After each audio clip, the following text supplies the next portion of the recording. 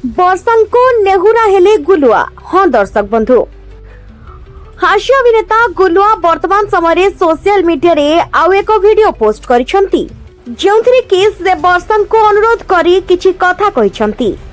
ତେବେ ଗୁଲୁଆ କହିଛନ୍ତି ଯେ ବର୍ଷା ତାଙ୍କ ନାମରେ ଅଭିଯୋଗ ଆଣିଛନ୍ତି ଆଉ ସୋସିଆଲ ମିଡିଆରେ ଯେଉଁଭଳି ଭାବରେ ଅପପ୍ରଚାର କରୁଛନ୍ତି, ସେଥିରେ ମୋର ରୋଜି ରୋଟି ବନ୍ଦ ହୋଇଯିବ। କାହିଁକି ନା ସେ ଜାଣିଛନ୍ତି ସୋସିଆଲ ମିଡିଆରୁ ହିଁ ମୁଁ ଇନକମ୍ କରେ ଆଉ ଏହାକୁ ସେ ବନ୍ଦ କରିବା ପାଇଁ ଜୋରଦାର ପ୍ରୟାସ ଚଳାଇଛନ୍ତି, ଯାହା ଫଳରେ କି ମତେ ଖାଇବାକୁ ମଧ୍ୟ ମିଳିବ ନାହିଁ।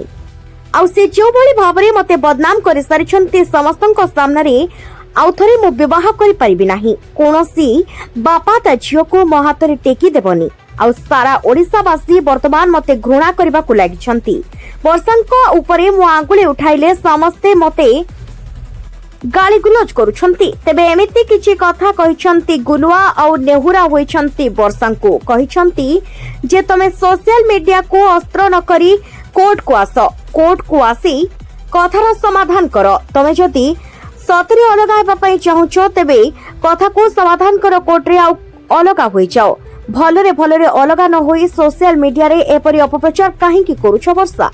ତେବେ ଯେହେତୁ ତମ ସହିତ କଥା ହେବାର ମୋର ଆଉ କୌଣସି ବି ମାଧ୍ୟମ ନାହିଁ, ତେଣୁ ସୋସିଆଲ ମିଡିଆରେ ଏପରି କରି ମୁଁ କଥା ହେଉଛି ତୁମ ସହିତ ଏବଂ ତମକୁ ଅନୁରୋଧ କରୁଛି ଯେ ତମେ କୋର୍ଟକୁ ଆସ।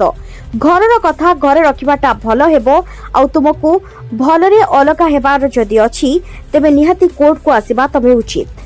ତେବେ ଏହା ମଧ୍ୟ କହିଛନ୍ତି ଗୁଲୁଆ ଯେ ତୁମେ ଭାବ ନାହିଁ ଯେ ମୁଁ ତୁମକୁ ୱାର୍ଣ୍ଣିଂ ଦେଉଛି କିମ୍ବା ତୁମ ବିରୋଧରେ କିଛି କହୁଛି, କିନ୍ତୁ ମୁଁ ତୁମକୁ ଅନୁରୋଧ କରୁଛି ଯେ ତୁମେ ମୋର ଏହି କଥାଟିକୁ ରଖ ଏବଂ କୋର୍ଟକୁ ଆସି ସବୁ କଥାର ସମାଧାନ କର।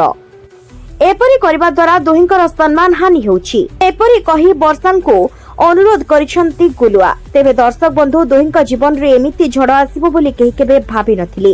ଭଲ ପାଇ ଦୁହେଁ ବିବାହ କରିବା ପରେ ସମସ୍ତେ ବେଶ ଖୁସି ଥିଲେ, କିନ୍ତୁ ଏପରି କାହିଁକି ଘଟିଲା ତାହା ଏବେ ବି ସ୍ପଷ୍ଟ ଭାବରେ ଜଣା ପଡ଼ିନାହିଁ। ଦୁହେଁ ଦୁହିଁଙ୍କ ବିରୋଧରେ ତ ଅଭିଯୋଗ ଆଣୁଛନ୍ତି, କିନ୍ତୁ ପ୍ରକୃତରେ କଣ ସତ ତାହା ସ୍ପଷ୍ଟ ହୋଇନାହିଁ। ବ୍ୟୁରୋ ରିପୋର୍ଟ, ଜେ ନ୍ୟୁଜ ଓଡ଼ିଆ।